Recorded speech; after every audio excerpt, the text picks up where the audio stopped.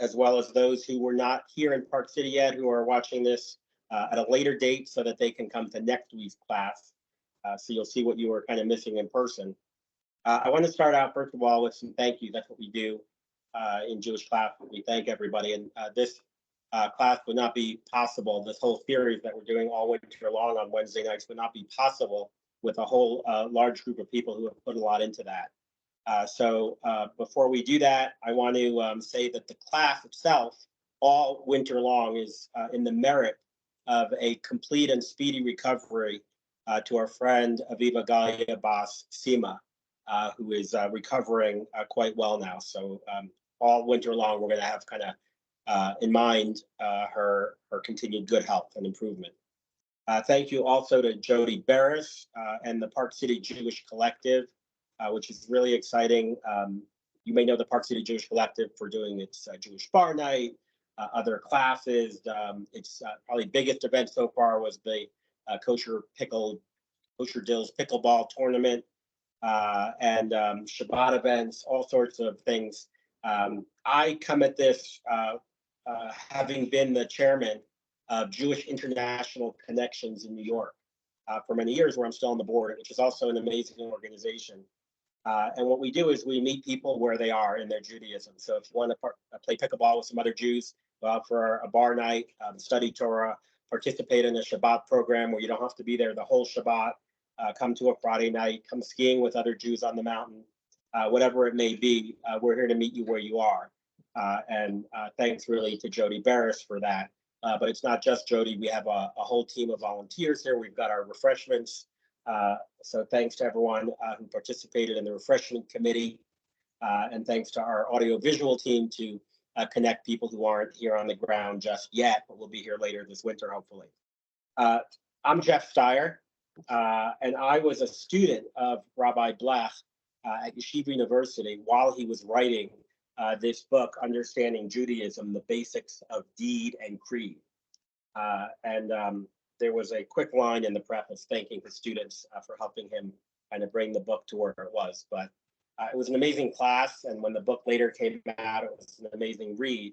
And when Jody and I were discussing some of the classes that she wanted to have this winter, I suggested this as a topic because we live in Park City, where we have Jews from varying different backgrounds, young and old, from all sorts of different situations. And what I like about this text that we're going to delve into starting tonight, but really all winter, is that it tears away common misconceptions that people have about Judaism, common misconceptions that I was taught growing up at a modern Orthodox school, and misconceptions that other people from various backgrounds may have.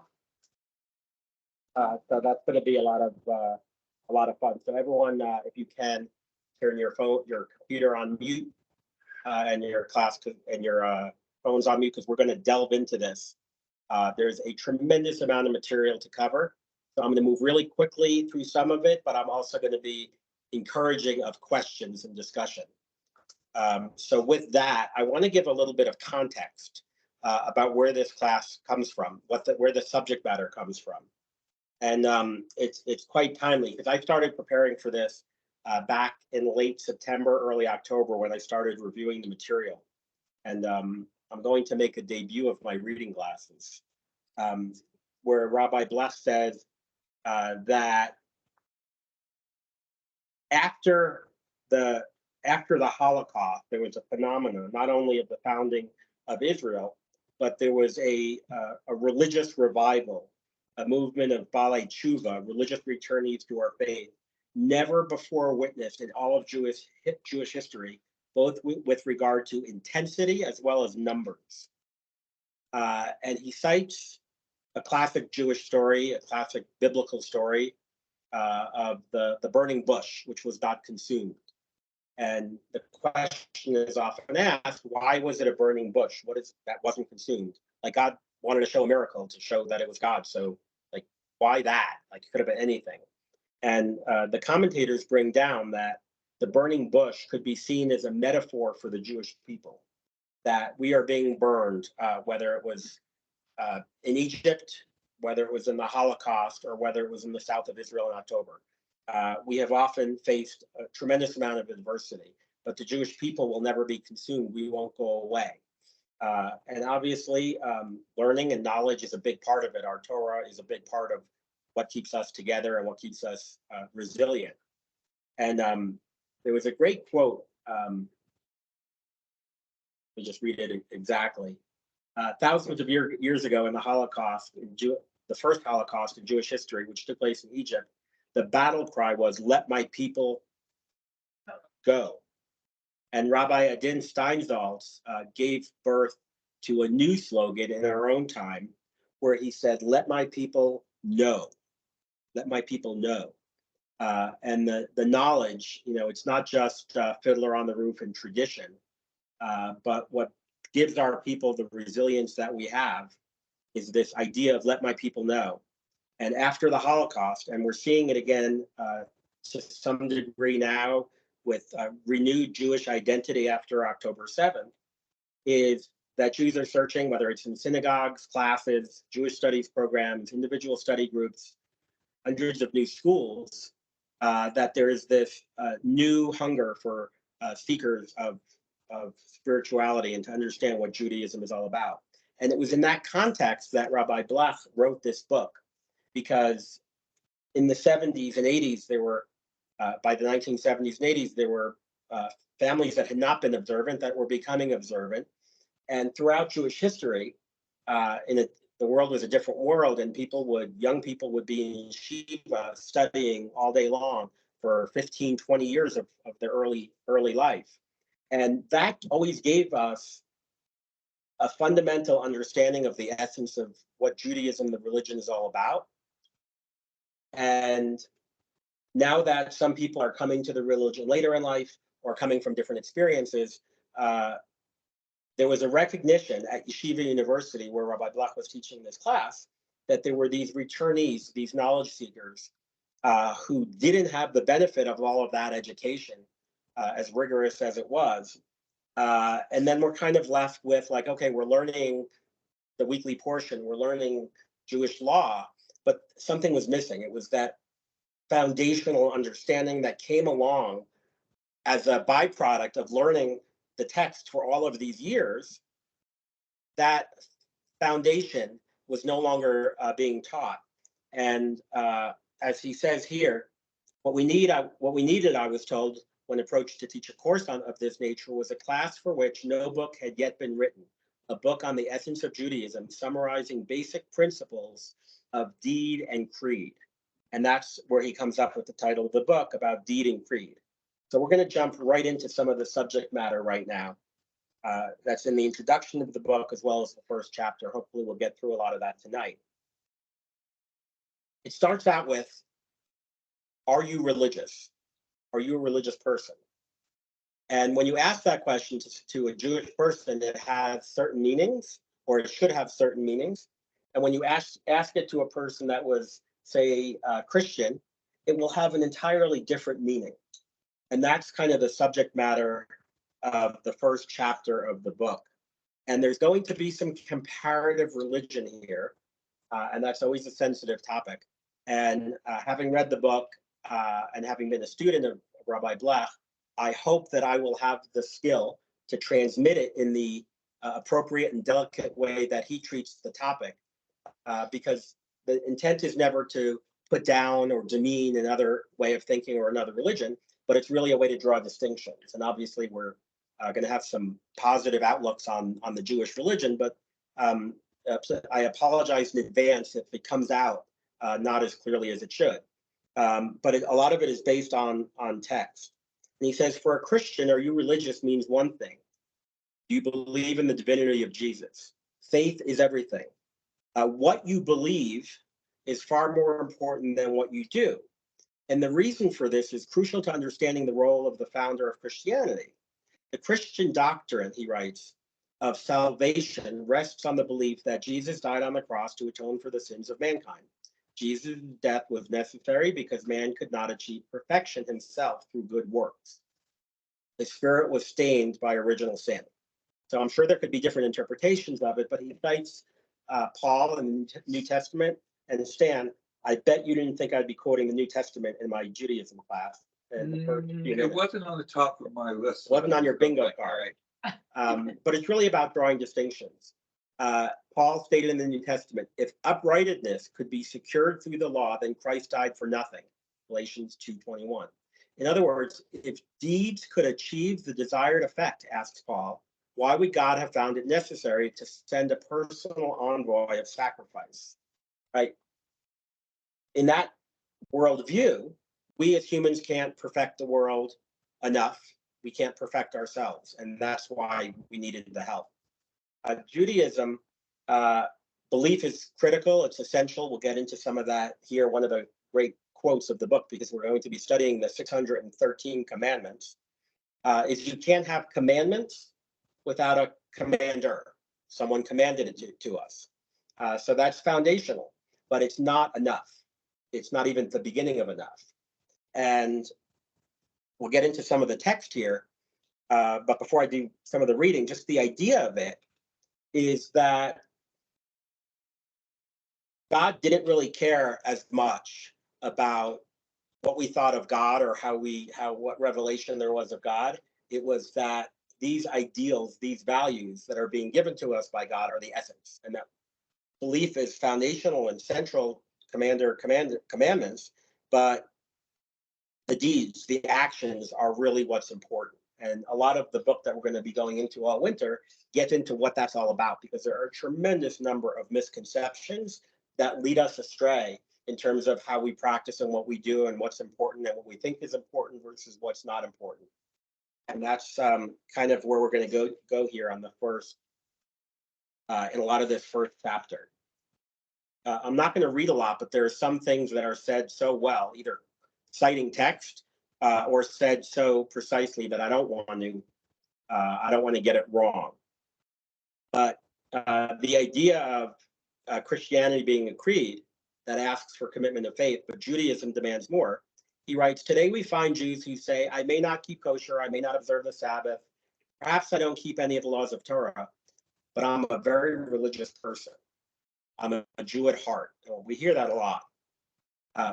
What's the meaning of this remark? It is that Jews today living in a Christian world where religion is defined by standards other than just deed are identifying themselves as pious Jews by Christian standards. In other words, I believe I'm a religious person. So in Christian context, yeah, you're a religious person.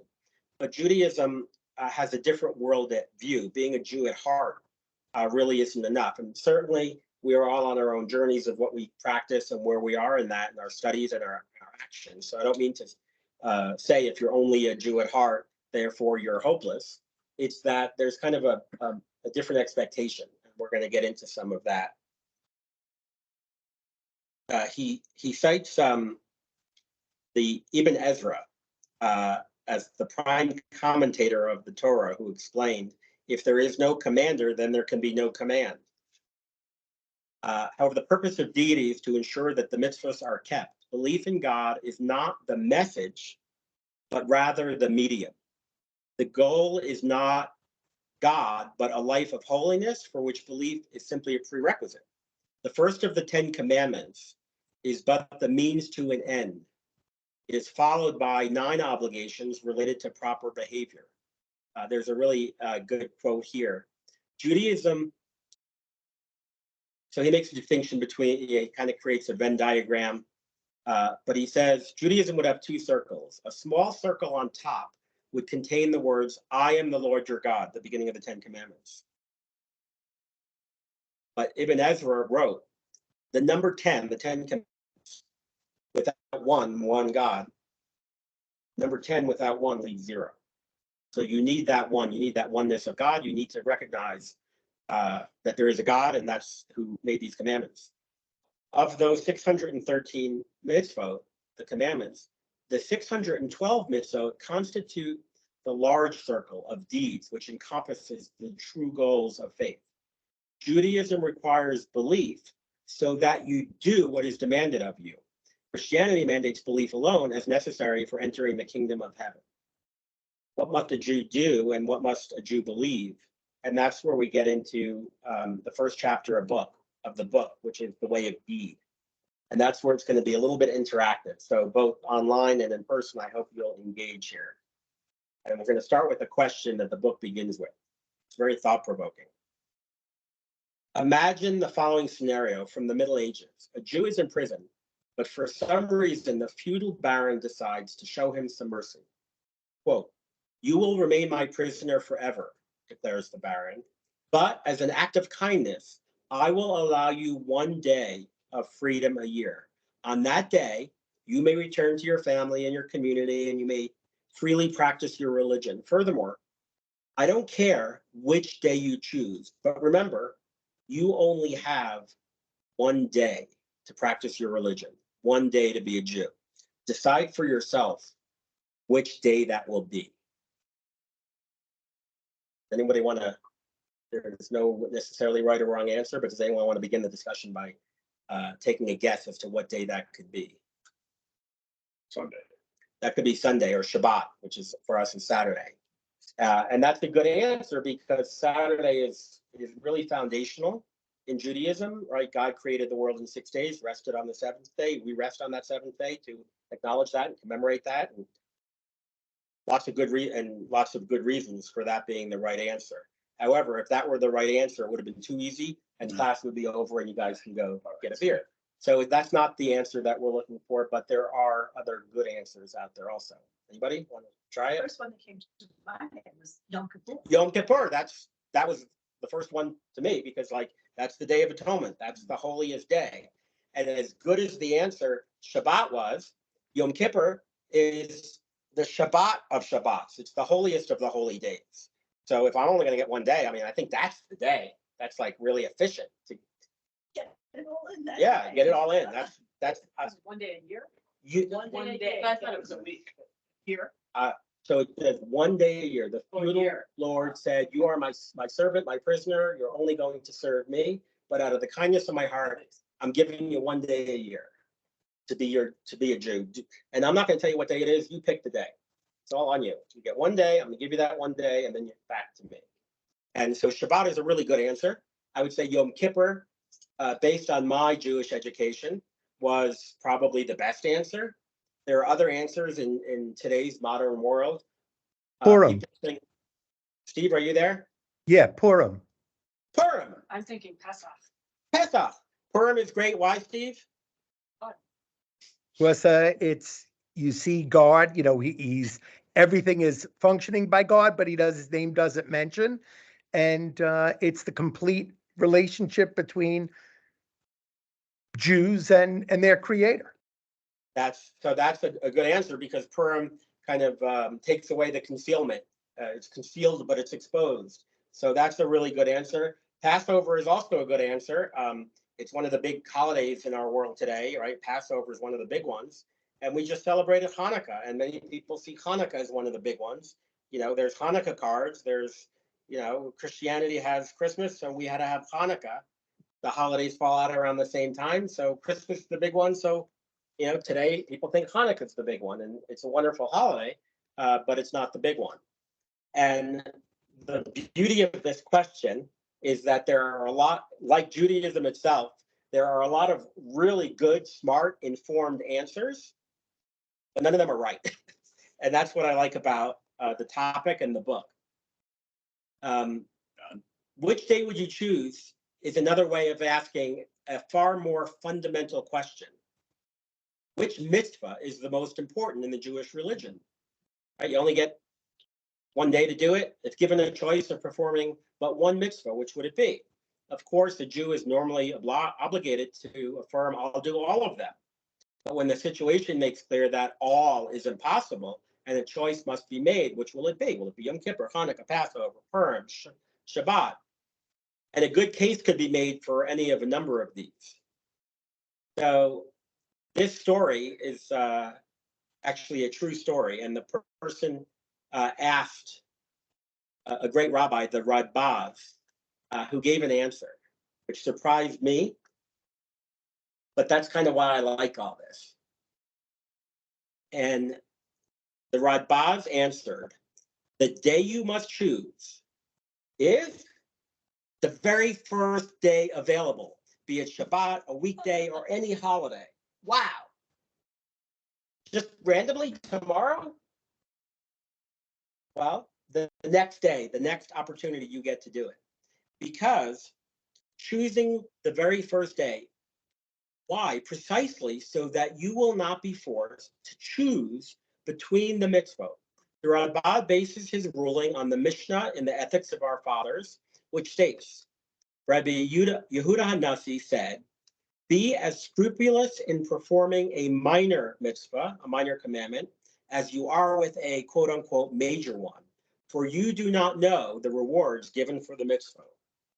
I just opened up a whole new can of worms, because we're getting into rewards. And is that what it's all about? So the very point of the Mishnah is that all mitzvot are created equal. That one, in fact, may not distinguish between them. So the answer, of course, is that he is merely applying those terms that we might casually use based our own erroneous perceptions. So when he says the big one is important, the little one is just as important, and you might say, well, aren't you trying to tell me they're all the same? How can you call it a big one and a little one? Well, the Mishnah is using language that we can relate to. I was always taught that, oh, that's a big mitzvah, or that's a big sin, right? Usually it's a big sin. But these are big ones. There are little ones we don't pay a lot of attention to.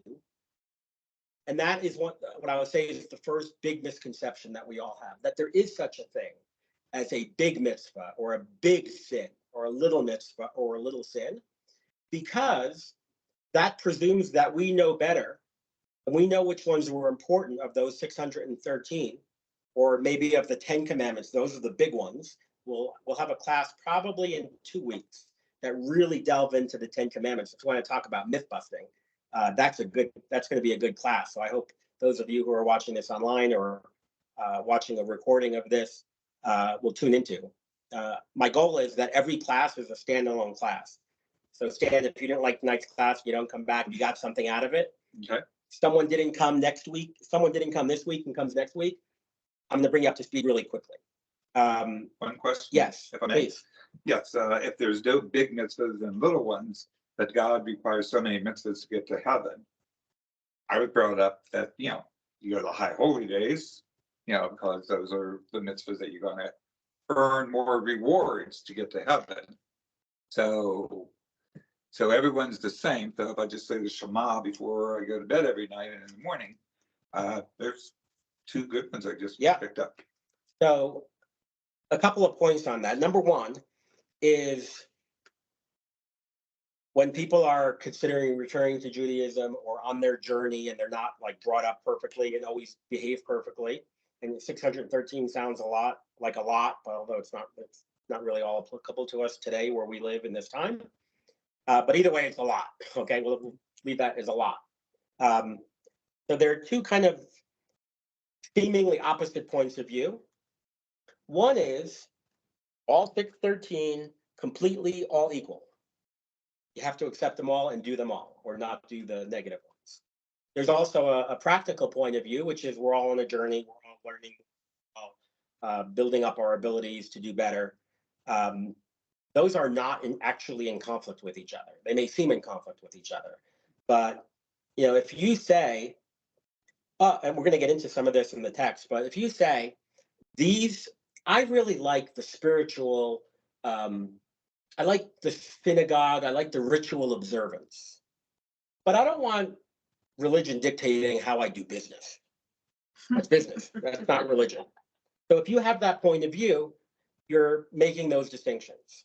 So all 613 are equally important, and we're going to get into some of the issues about rewards. But at the same time, that doesn't mean if you don't perfectly keep all 613 that you're a lost cause. And if you say the Shema twice a day, that's amazing. That's not enough. But if that's enough for now where you are, then that's where you are. And that doesn't mean you deny everything else. It just means that's where I am now. And I am using this to get to a better level. So it's not to minimize someone who was, there's a class we were talking about Yom Kippur. In the Yom Kippur liturgy, we talk about the fact that a great learned person, the chief rabbi who slips up on the smallest little thing may be in a worse position than somebody who was brought up with no education, no understanding of these, but his heart and soul kind of reach out to him, and he does something. He does the smallest little kindness out of religiosity.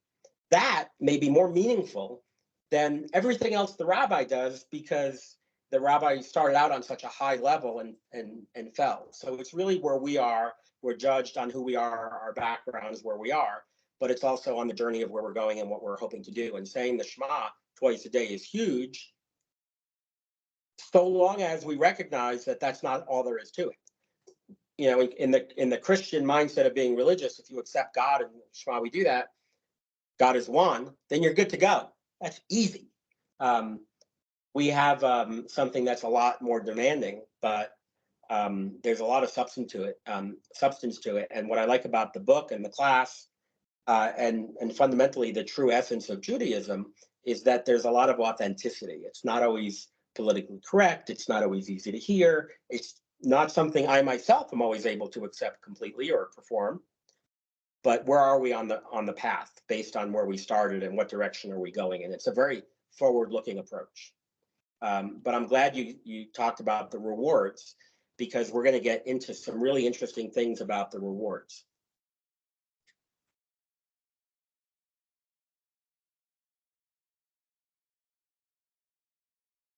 So he asked, does the Torah, right to where you're going, does the Torah in fact teach us the concept of reward?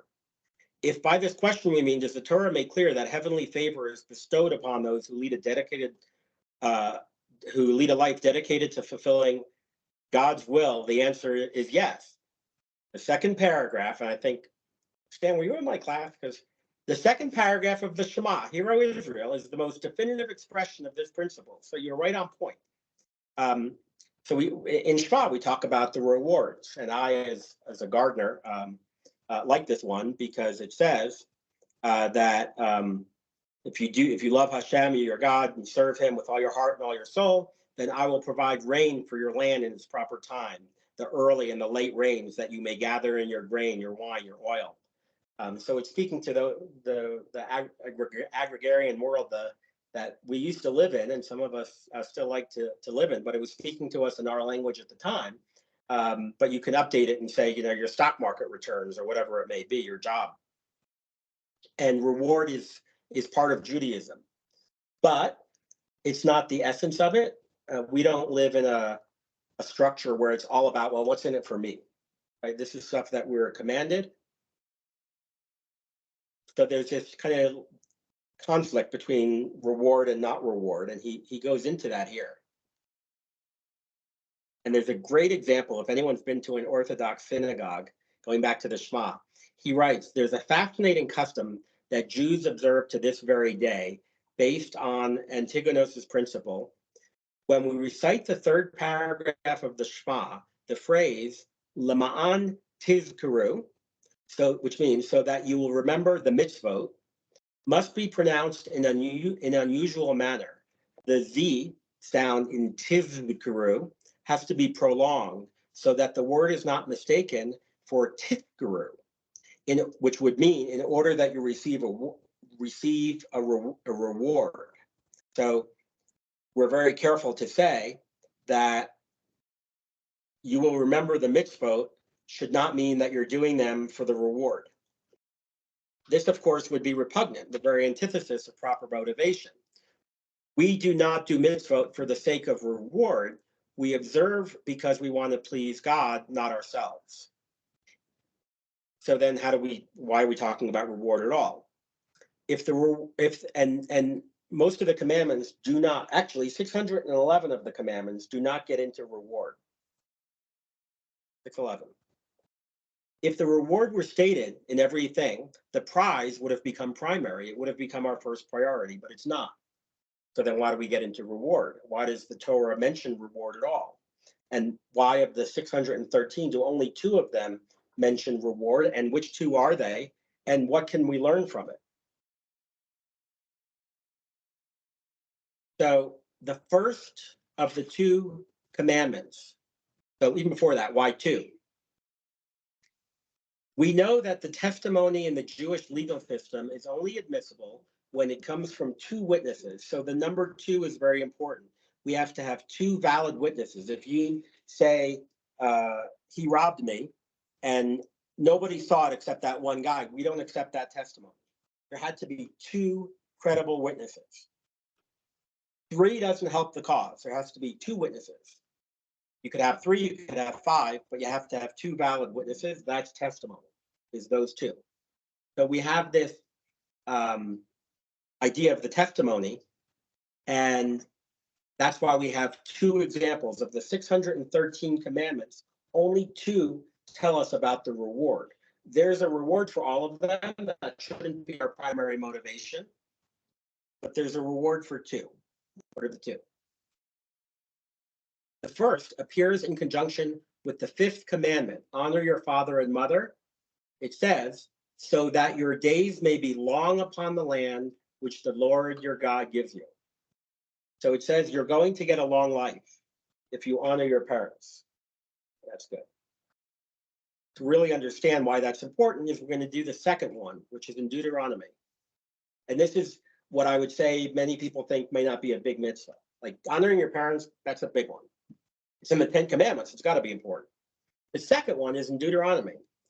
And I'm quoting, if a bird's nest chanced to be before you on the way, in any tree or on the ground, with young ones or eggs, and the mother sitting upon the young or on the eggs, you shall not take the mother with the young. You shall let that mother free, but the young you may take for yourself, so that it may be well with you and you may prolong your life. So this, one of the 613 commandments, requires you, if you want to take an egg and the mother's on the egg, you have to shoo away the bird before you take the egg. That is a commandment. That's one of the 613. Now, unlike keeping kosher, which is very expensive and requires a lot of discipline, unlike saying the Shema, which takes discipline, unlike honoring your parents, which some of you here I know are doing that, are caring for your parents. It could be difficult. It could be challenging. It could be a lot. In fact, it's so much that it is considered the hardest of all 613 commandments to keep. Does anybody want to guess what the easiest of the 613 commandments is to keep? It doesn't take any money. It doesn't take any planning. It requires you to wave your hand and send away the mother bird. That is the easiest of the commandments. You can have the egg, just shoo away the bird. We're not going to get into tonight's class why that's the mitzvah, what the reason. Obviously, there's some easy to understand ideas for why we would do that. But for the purpose of tonight's class, just know that honoring your parents is considered the hardest of the commandments. Shooing away the mother bird is the easiest of the commandments.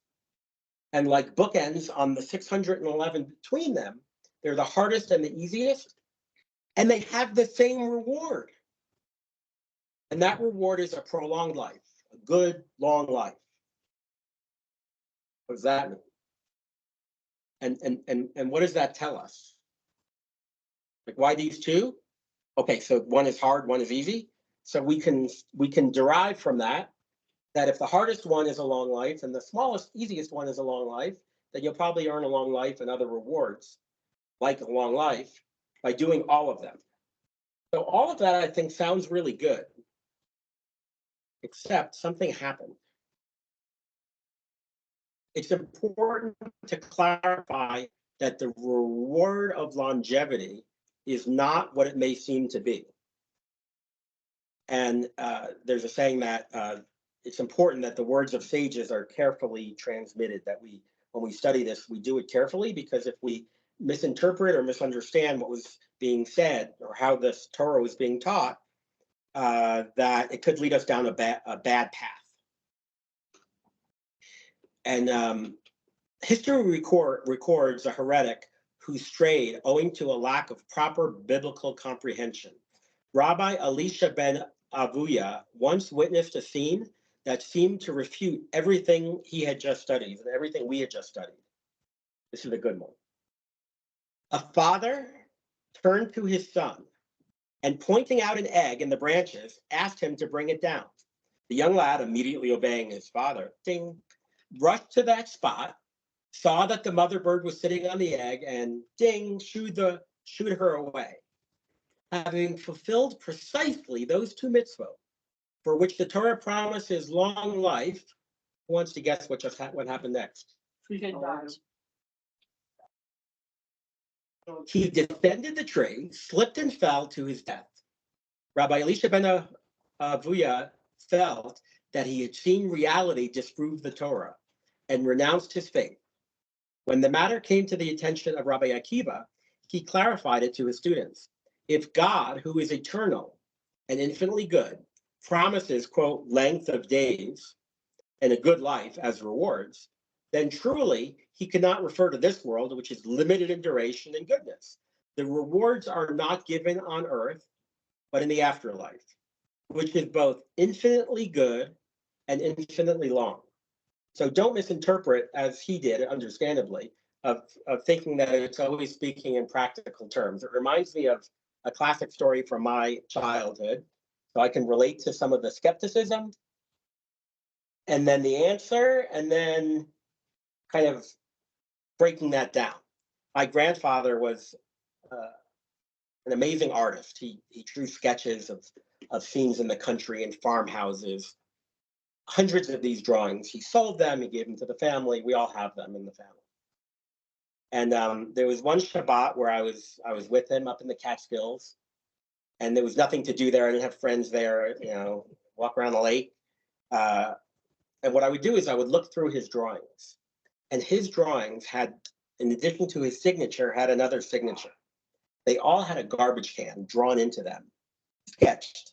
It could be a broken garbage can, a bent garbage can. Sometimes it was in front of the barn. Sometimes it was by the old shack of a house. But he told me every single one of his drawings had a garbage can. So, I guess as a precursor to Where's Waldo, I would spend hours on Shabbat afternoon in the long summer days of looking, when I was like 6, where is the trash can? And I found them and it was fun. But one of these drawings, I couldn't find the trash can. It was like hidden, like, where's Waldo? Now, my grandfather was a great artist, but also very honest with us. So if he told me there was a garbage can in all of his drawings, there was a garbage can, I couldn't find it.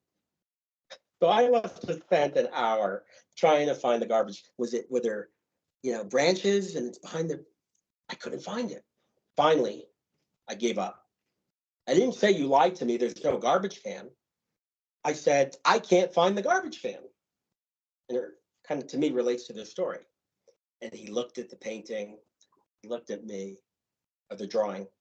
He looked at the drawing and he looked at me and goes, oh, in this drawing, the garbage can is behind the barn. But he wasn't lying to me. There was a garbage can. I just couldn't see it. It was behind the barn. And to me, that story, we have a term in Judaism called a Baba Maisa, which is like a grandmother's tale. This was my grandfather's tale. And on the one hand, okay, I found it, right? There was no garbage can. But on the other hand, there was some truth to it, that in my drawing, there was a garbage can. I just hid it behind the barn. And to me, that is like the story, which is, you just told me all of this, that if you do these commandments, honor your parents, shoo away the bird, and everything in between them, you're going to have a long life. And then you see in the real world it happens, and that he had just immediately done these things, and then he dies. Obviously, there's no garbage can, right? Obviously, this is false. But the Talmudic way of interpreting it, that is not always obvious to us and may be hard to accept, requires us to acknowledge, okay, there may have been some wisdom. And what my grandfather told me is that there was a garbage can, even though I couldn't see it. So it's a little bit of a deeper understanding. It requires us to think a little bit more openly.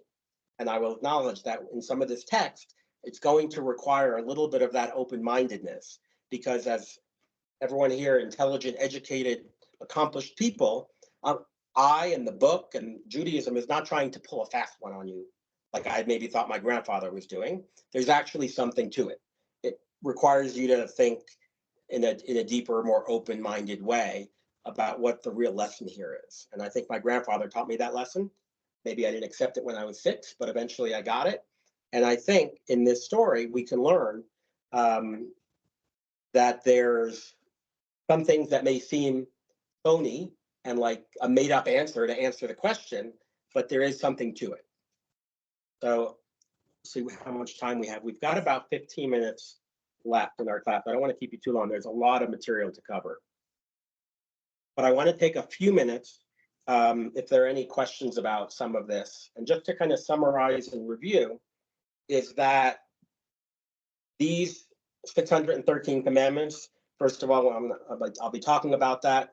Of those 613, a lot of them are not applicable to us at the moment, today, at this point in history and in this place. Some are relevant only if you live in Israel. Many are relevant only if we have the temple, which we don't have right now.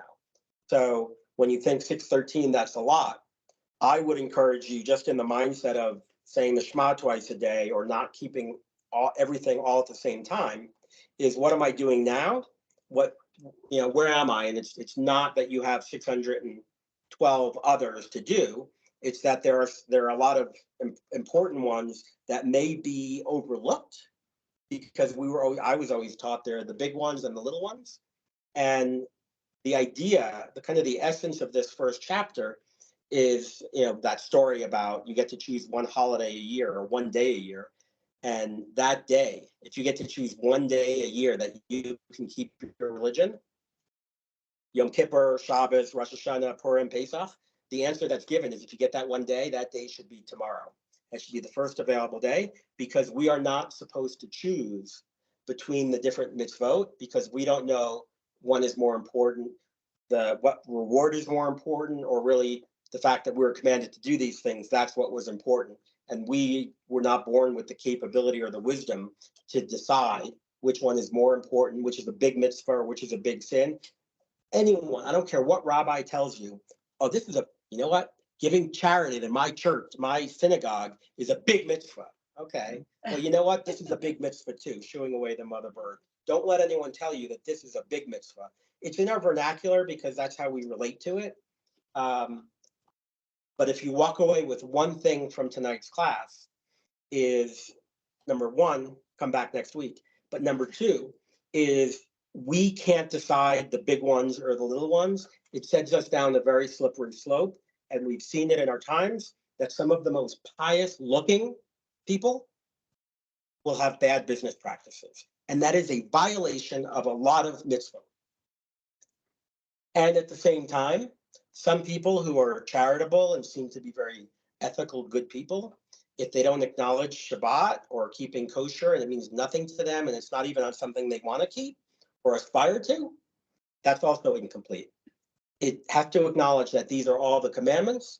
I may not be in a place where I'm keeping them now, but it's not for me to say this is a big one. It's not for my rabbi to tell me this is a big mitzvah or this is a big sin.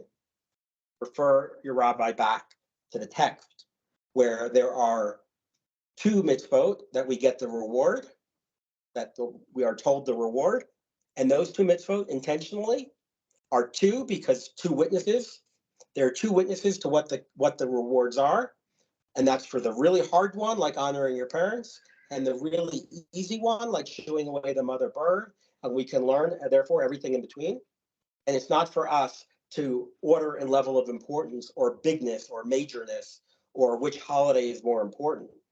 That's not our place to do, which is why the answer of what one day would you keep is the next available day. And because we're not here to pick which one is big or little or important or not, or pick and choose. Are there any questions, comments, thoughts? So if you need mitzvahs to get to heaven and you have a stillborn or baby dies, other than he's cherishing us because we're taking care of him, Mm-hmm. is that one mitzvah? Mm-hmm. Obviously, it's enough to get in heaven. I'm sure God's not going to send them in. Right. So a couple of, and I'm going to do this a lot because the book kind of, to me, relays that is this is a myth-busting book. Number one is our goal. This is not a board game of life, and we're going around the board trying to get to heaven. That's not what it's about. It's about acknowledging reality, the truth, our truth, recognizing that my father told me this is true, And how does he know it? Because his father told him it was true. And it's the only religion where we actually have that testimony passed down from father to son, even though there were holocausts and inquisitions and efforts to blot it out, there is that chain, that this is our truth, and we may stray from it, but we are the burning bush of a people. The burning bush, as we said at the beginning, is it burned, but it wasn't consumed. And we as Jewish people are often burned and attacked, but we are not consumed. We're not going away. We have this reality that we adhere to, which I think keeps us from being consumed. And our goal is not to get to heaven. Our goal is to just recognize the reality and live our true lives based on what we learn as our reality. And it's not about getting to heaven. That's not like winning the game. But being a good person and being true to this requires, okay, so you ask about the baby that died young. Was that, and I didn't want to get into, I couldn't possibly get into every detail in the book, but what you've raised now for the second time is addressed in this first chapter. We talked about this revival of Judaism after the Holocaust, and we're seeing it again now, in a different scale. But after October 7th, there's a stronger Jewish identity. There are people that want to move to Israel that never wanted to move to Israel before, which seems so backwards to a lot of people. Like, oh, it was dangerous there. I want to get out of there. And there's this essence of us that says, no, I want to be there. I want to be with our people. I want to strengthen us. I want to go back to studying.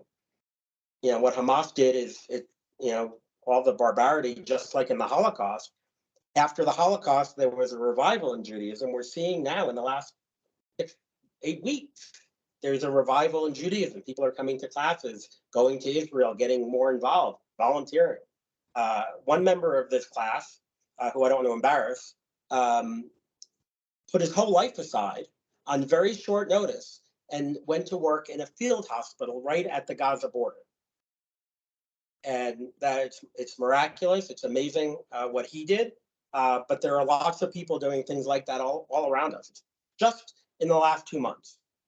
And the idea here is that as much as they try to push us down, as long as we adhere to the religion, it gives us strength.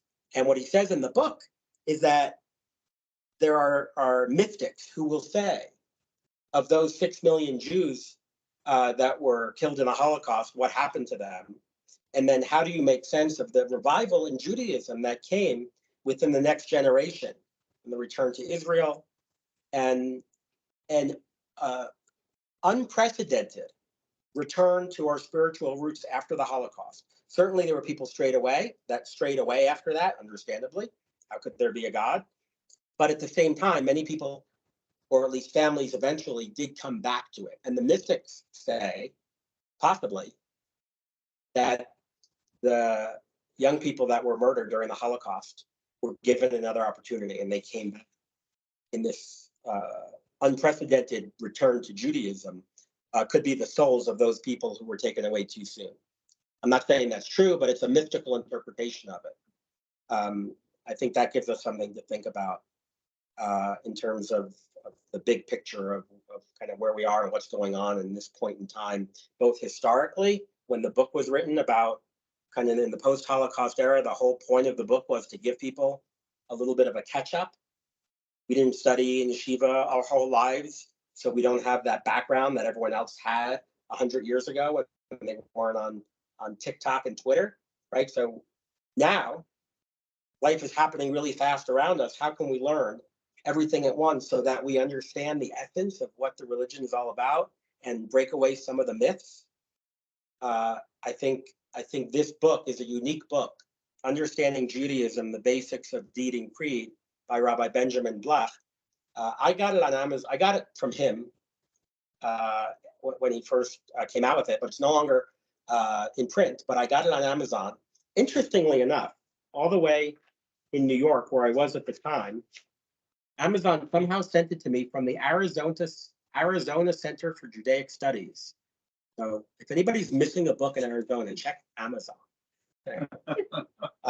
But with that, I just want to say that, again, the class is in the merit of a complete and speedy recovery for our friend Aviva Galia Bas Sima. Thanks to Jody Barris for organizing the whole big thing of the Park City Jewish Collective, where there are bar nights and classes and pickleball tournaments and Shabbat events. So much going on here. Thanks to our refreshments committee, because I see everyone's enjoying them. We'll go chat about it afterwards. Thanks to our audio and visual committee. Thanks to everyone watching it live around the country, maybe around the world. I know there are a lot of different people joining in. And thanks to those of you who aren't watching this live, but now you know what you missed. I hope to see you all in person next Wednesday night at 7:30. Thank you. Thank you. Yes.